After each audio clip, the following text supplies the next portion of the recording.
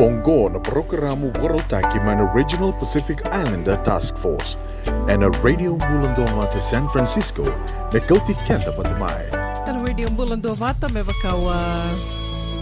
Vakawa vakarita kategonia na nondai wasining ona vatango kanda weto koni tiko kena na Regional Pacific Islander Task Force. Ke romi Veitalanoa tiko ni kinango ke Kekoa senga ni madhala ranyo ni ready ke ro tiko mai se senga.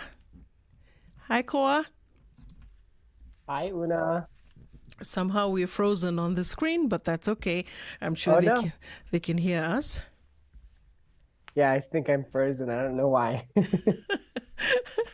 As long as they can hear us, right? Right. Bula binaka mili, bula ini, bula binaka fasiti, torangabo, apini sa tisaburan dombula.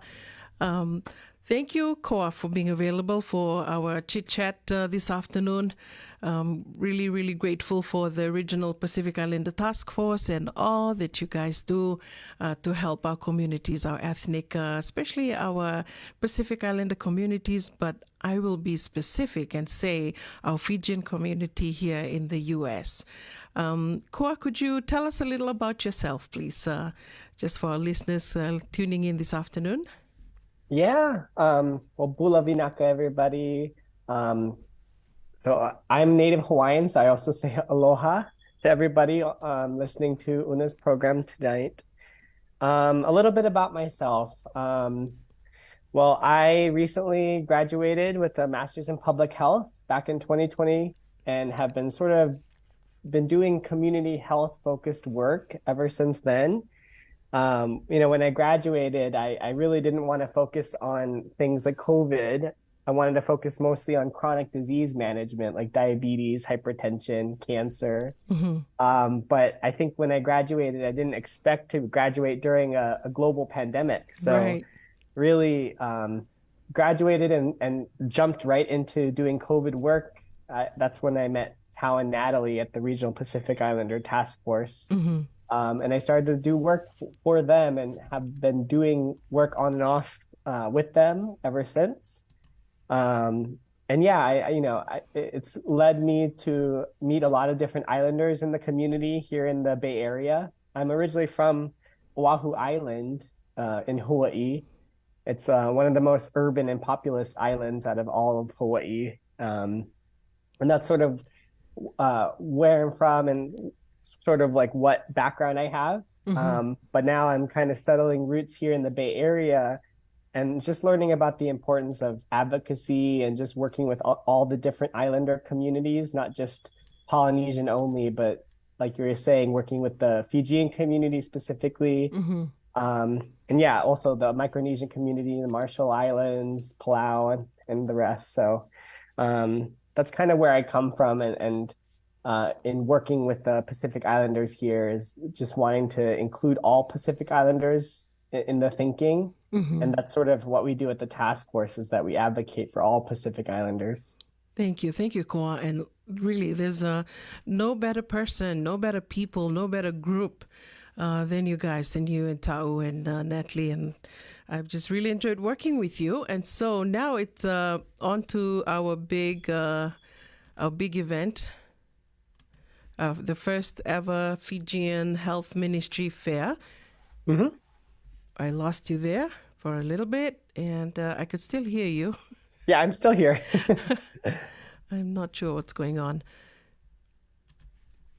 We'll keep talking while I try and figure out what's going on with our Zoom screen. No worries. Kinda makikamnita lendang gaisema tiko mai na kaviniko na ni Veitalanoa tingango be Kekoa Lopez Paguyo, right, Koa? Yeah, Did I say that right? Absolutely, you did. I don't get people who pronounce it correctly. Thank you. Awesome. I try. Kero may Veitalanoa tingango me baleta tiko na Fijian Health Ministry Fair kana vakaidurtiko na katin kavitu ni singa ni vula tune. And so Koa is here representing the Regional Pacific Islander Task Force. Koa, I've kind of been just sharing with my listeners what we're here to talk about this afternoon, and that's really just the groups or the departments that will be there, the representatives, the organizations, and all the health people that will be there on the day. If you could just tell our listeners a little bit about who will be there and what they can expect on the day. Yes, absolutely. So, what we're talking about is the Fijian Health Ministry event later this month. I think it's on June 17th. I've been working with Una here diligently to try to confirm different health messages and different health stakeholders to come and support our Fijian community up in Petaluma later month. And sort of we've been working with different stakeholders who work in that area. So like Sonoma County would be that. And we've been trying to confirm different groups to come and talk to the Fijian community about prevention, really, as an approach. So not really just treating illness when it happens, but really trying to protect ourselves and get screened for different health issues, such as like diabetes, hypertension, and cancer.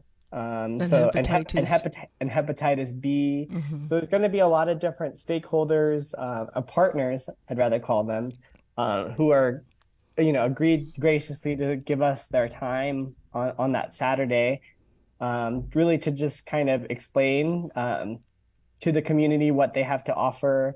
Lots of health screening and lots of, scheduling for appointments. There's a lot of different health access points in the Sonoma County that are free and accessible for the community. So just excited to kind of support the Fijian community at the event. I know that there's like 3 different Fijian churches who are going to be there. So we wanted to make sure we had a good mixture of different screening services from the partners. So do you want me to mention a few of the specific partners in mind, or? Sure. And I just want to elaborate a little on the 3 churches that you mentioned. That doesn't mean hindi na nirto tolo na isong lotu Viti kartu sami tiko that we're now working together with the organization as the collaboration for the Fijian Health Ministry, but that doesn't mean that the other churches cannot come on board, right? Koa, could you just kind of emphasize on that, because I don't want anyone to feel left out just because because we have quite a few different churches in our Fijian community. Oh yeah, absolutely. I think the health event, it's being spearheaded by a few of the Fijian churches I know, but of course I think the event is really accessible and available to all community members.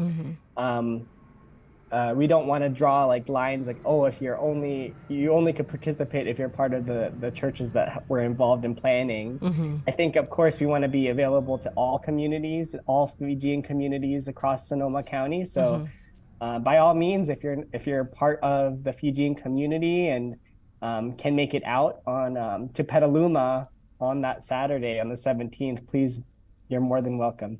And I'd also like to emphasize, Koa, that these 3 churches were the 3 that responded to our request. And so hopefully the other churches will, in the future be able to participate. But these were the 3 that responded. So that's why we have them on board. Absolutely. And I love that we have the Jewish community coming on board as well. I know. You've had a long conversation with them. Could you tell our listeners what to expect from them and how excited they've been? Yes, I can. So surprisingly, we met with the Jewish Community Free Clinic. It's called the Jewish Community Free Clinic, but that's just by name. They don't only serve the Jewish community; they serve all people in Sonoma County. But yeah, I met with 3 of them, 3 of the staff at that free clinic. They're nurses. A lot of nurse volunteers support that free clinic model. So I spoke with Deborah, who spearheads a lot of the community engagement with the Jewish Community Free Clinic, and really to go over what they'll be offering, and sort of that's when I learned from them that they actually care for a lot of Fijian community members. I think they said like nearly half of their patient population is Fijian. And I said, wow, you guys could rename to the Fijian and Jewish Community Free Clinic because that would make sense too, you know? Uh-huh. But just, you know, all jokes aside, they'll be there at the event and they'll be able to sign people up for, you know, different sort of physical checks, vital signs checks, and appointments, primary care appointments at their clinic. They do a lot of different services, but I think in terms of what they're going to bring to the event, they'll be signing people up, and they're also offering all the different services they have at their clinic. You know, it's not just primary care, it's and screening. It's also like mental health, acupuncture, and other things. So they're not just offering only primary care, which is cool to hear. And also, one other thing I liked about their services, Koa, because I know that that's like a really big deal in our community, is providing that pathway for Fijians to be able to go and have a doctor, like a primary doctor, you know, because in our culture, it's like we don't go and see the doctor. We just go because we're sick and we're dying, like literally dying. And so I love that they brought that up, that it's not only, you know, it's not just a one-time thing, that people can actually go and be on their pathway to like medical care, you know, like at least once a year or twice a year, full physical kind of thing, preventative measures, right? Yes, absolutely. And like that's kind of what the Jewish Community Free Clinic really thrives on. Like they want to be available to support the community in whatever ways. That's why that they kind of have a free clinic model. Like they want to be accessible for the community. And that's one thing too, is that because it's a free clinic, you know, one of their big limitations they actually acknowledge is that they have different like healthcare professionals on staff, but they have short wait times, which is a benefit. But the drawback is that you might have a different physician or nurse supporting you each time you visit, but there are very short wait times to get seen for an appointment, get seen for any sort of like health screening or tests, like a tuberculosis skin test, for example. They're very quick at registering you for an appointment there, but you might see a different doctor each time. So that's what they told me, that their goal actually as a free clinic model is actually to navigate patients to community health centers or FQHCs or federally qualified health centers as it's called in the field. But that's their goal, is to try to eventually move patients from their you know, care to the community health centers. But you know, they said that actually a lot of their patients, a lot of their Fijian community members actually stay on with them. And I think, you know, after talking with them, it's probably because they're so warm and inviting that like people don't want to just leave them because they're so good at their jobs. So, you know, they'll be there at the event, at the Fijian Health Ministry kickoff event later this month, and they'll be able to talk more directly to the community about what they have to offer. Thank you, Koa. Could you tell us a little bit also about the other partners that will be there on the day? Yep. So like one of the other partners I'm really excited about is actually Lena with the SF Hep B free organization. So she'll be focusing on hepatitis B screening with a licensed phlebotomist at the event. So a phlebotomist works with blood. So they'll be facilitating a blood draw to do a hepatitis B screening. Yeah. So what I really like about what Lena is bringing, though, is that they're not there to just like drop in on the community and take a bunch of blood and send it to a lab and that's it. They're kind of also going to deliver an activity, a Pacific Islander kind of focused activity where they have people who want to engage in the screening conversation. They'll be going through a little workshop to weave a mailele, so like a tea leaf lei that people who get screened can like take a part of the workshop. People who family members who are just involved could also participate in the workshop. And it's, you know, it's Hawaiian culture, the mailele weaving and making that lei, but the fact that it's Pacific Islander is beautiful as a kind of a strategy or approach to screen our people. So it's not just like, you know, there to take your blood and just send it to a lab and be very extractive. It's really to open the conversation with each other about the importance of screening.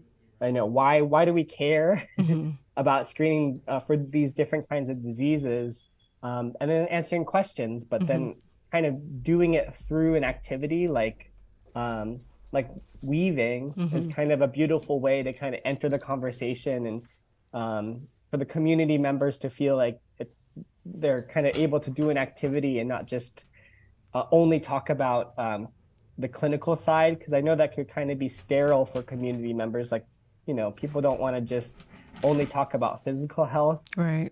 Being able to engage over cultural practice is kind of the idea. It's called Under the Mango Tree, which is kind of funny. So I heard that there's a lot of different kind of understandings about what that means, like under the mango tree. Yes. Like what happens under the mango tree? I don't know. I guess in this case, it's mostly so screening. many interpretations for sure. So many stories under the mango tree. Thank you, Koa. The other thing I'm also excited about is the hearing aid partners. Could you tell us a little bit about that? Yes, I absolutely can. So my fiance, now that I'm engaged, actually will be at the event. He works for Kenwood Hearing Centers, which is kind of a network of different hearing centers under like the umbrella of Kenwood Hearing. And he'll be there to also schedule appointments for the Fijian community. One of their hearing centers is actually just down the road from the Petaluma Recreational Center that we'll be kind of all at. But he'll also be on site with like a video otoscope, I heard. Great. Which is essentially what allows him as a professional to see inside people's ears. So he'll be able to hopefully show. So he'll be there to kind of show the community their own ears and then talk about hearing aids as well, like in the importance of getting a hearing test to see if you have a hearing issue, and then seeing if you have, you know, depending on what health insurance you have, or if you don't have health insurance, what are your options? Right. What sort of hearing aids can you acquire? So he'll be going over those types of conversations, and he'll also be able to schedule people for a free hearing test at one of the hearing centers. And then also be even scheduling for wax removal. And I'm sorry about the background. If anyone could hear it, they're a little... That's all right. We can't hear anything. Oh, perfect. You're perfect. Good. So, so my partner will be there. His name is Aton, and he'll be able to answer the community questions about like hearing in general and kind of why it's important to get your hearing tested and get fitted with the hearing aid kind of as soon as sense that there's a hearing issue going on. Like if you can't hear, you know, other like sort of church members, if they're across from you, right, and you can't hear them, as soon as you notice things like that, you should get time a hearing to get test. Checked. Yeah, because one of the big issues that people don't think about around hearing is that if you delay getting a hearing aid, you risk a cognitive decline, because it's your brain working a lot harder to hear people, and then, you know, you're more at risk of like developing different cognitive issues like dementia and that type of thing. That's interesting. I never thought of it like that, but thank you for sharing that. Go do talina tambano binakang go meli lurai ng talinganda se binakatiunan de rongorongo se senga libsar na kami wasi tikuningo Kekoa. And Koa, I'm just excited. I'm excited, and we'll just keep inviting our people, hopefully that, you know, a lot of people will turn up. And Koa, just before you go, I know that we talked about some incentives, like, you know, incentives. And on the other hand, we can also say like a thank you, a token of thanks for them turning up on the day off. So just a little bit of what we might have for them. What we could expect. So in terms of incentives, there are a couple like raffles that we hope to have throughout the event. I think that the event is until 3 p.m. on that Saturday, but until then, we're gonna kind of raffle off different gift cards. And then I think that some of the partners even will be able to talk about and offer scholarship opportunities to pay for different trainings, such as like becoming a certified nurse's assistant CNA. or CNA or home Yeah. health aide.